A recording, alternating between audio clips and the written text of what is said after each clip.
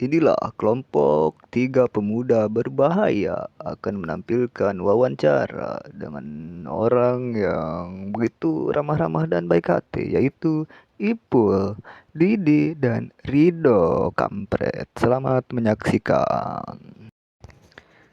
Dan untuk narasumber yang pertama yaitu Bapak Rido Hidayat dengan mewawancarai seorang tukang parkir yang bernama Bapak Soleh Muhyiddin. Selamat menyaksikan narasumber yang pertama. Tugas utama seorang juru parkir dalam mengatur kendaraan. Satu, tapi duanya enak dilihat. Ketiganya aman. Enak kan dilihatnya kalau aman. Lanjut ke pertanyaan kedua. Siapa saja yang dapat bekerja sebagai juru parkir di sebuah area parkir? Bebas saja. Jadi harus ke kantor. Keterangannya. Berhalangan. Lanjut. Baik, lanjut ke pertanyaan ketiga. Kapan seorang juru parkir harus memulai bertugas dalam sehari?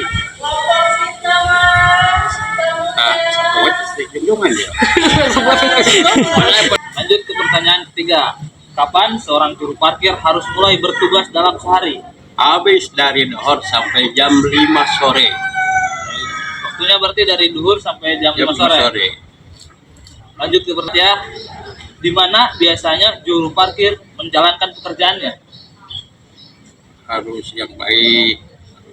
Baik, lanjut ke pertanyaan keempat. Di mana biasanya juru parkir menjalankan pekerjaannya? Di kampus. Jadi Pak Soleh ditugaskan untuk menjaga di kampus. Iya. Oke, lanjut ke pertanyaan kelima. Mengapa profesi juru parkir diperlukan untuk menjaga ketertiban kendaraan? Dengan dulunya lah itu.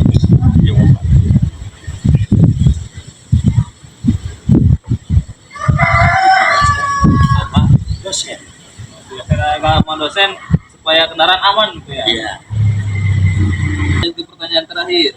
Bagaimana cara seorang juru parkir memberikan pelayanan parkir yang aman dan tertib?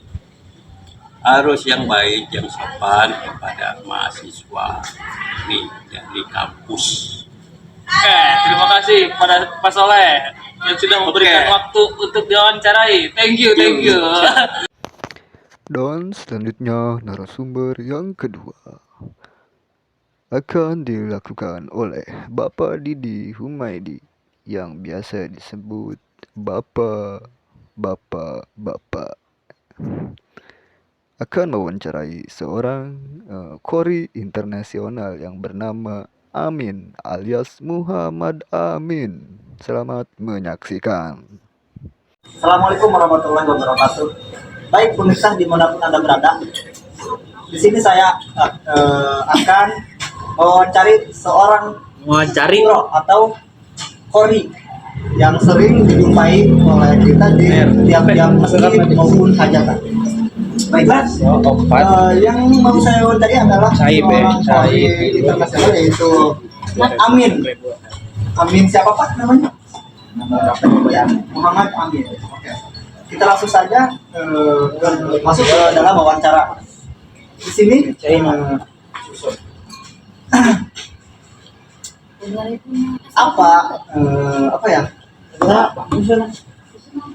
apa yang mendorong Amin bisa menjadi seorang kori di suatu desa? Sebetulnya sih kalau misalkan kori itu ya nggak kori banget ya, cuman udah bisa ngaji doang.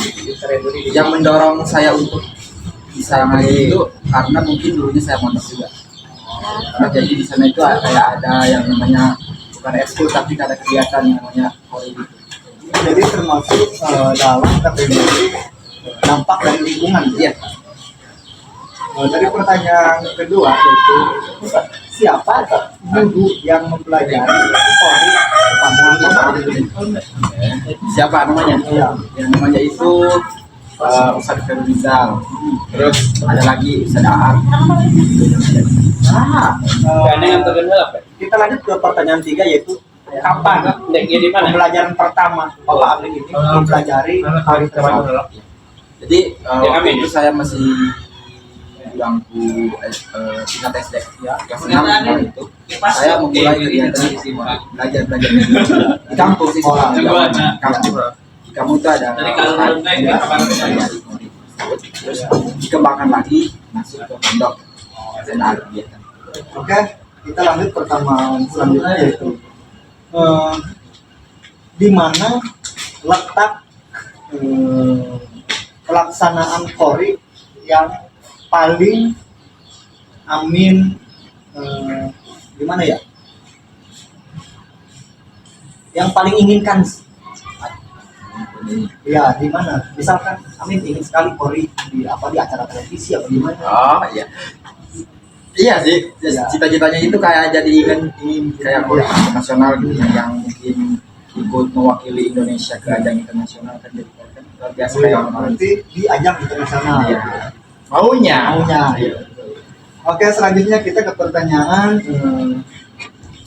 selanjutnya yaitu mengapa Bapak Amin ingin sekali menjadi Qori internasional?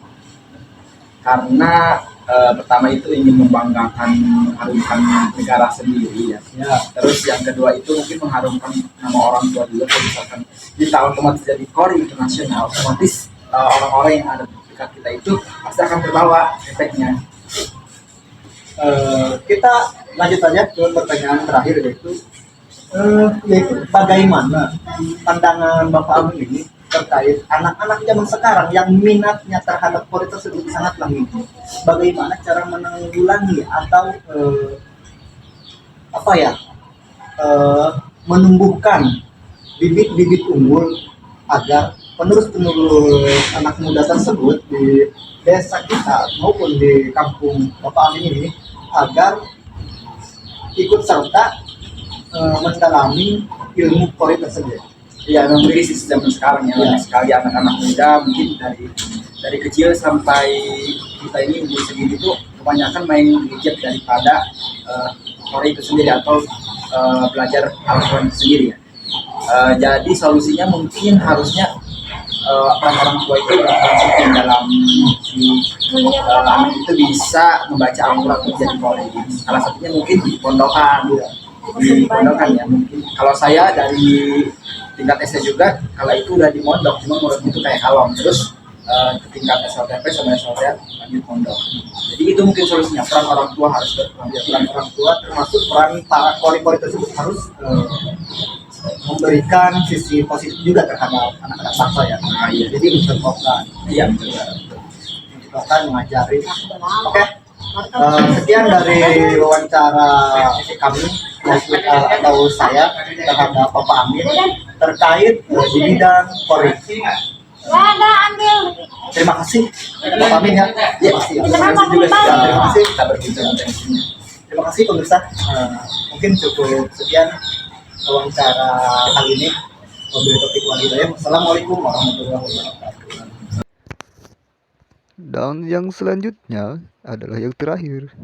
Ini adalah narasumber istimewa, yaitu Bapak Itpal Maulana, biasa disebut Si Boy, akan mewawancarai seorang pegawai desa. Selamat menyaksikan. Assalamualaikum warahmatullahi wabarakatuh. Waalaikumsalam. Baik, saya di sini akan mewawancarai Bapak Amri sebagai pegawai desa. Baik, langsung saja pada pertanyaan yang pertama. Apa tantangan terbesar dalam melayani masyarakat di desa Bapak tersebut? Bagi izin menjawab, mungkin untuk tantangan terbesarnya yaitu ketika kita menghadapi satu masyarakat yang mengalami suatu permasalahan yang tidak dapat diselesaikan di desa karena kekurangannya sarana dan prasarana di desa tersebut. Baik. Siapa saja yang menjadi target sasaran program-program desa di tempat Bapak tersebut? Baik, mungkin untuk sasarannya itu seluruh masyarakatnya, namun ada beberapa program yang contohnya bantuan untuk masyarakat miskin. Nah, itu target utama yang harus dicapai yaitu kepada masyarakat miskin. Kapan waktu Bapak kerja atau jam kerja di kantor tersebut? Mungkin untuk pertama kali saya masuk mulai dari 2024 pertengahan 2024 saya masuk dan Mungkin untuk jam kerjanya itu dimulai dari jam 7 pagi sampai jam 5 sore. Itu pun tergantung situasi dan kondisi. Di mana lokasi kantor Bapak bekerja?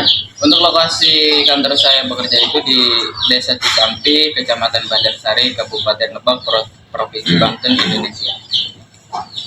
Mengapa Bapak bisa memilih untuk bekerja di pegawai desa? Mungkin saya bukan memilih ya, karena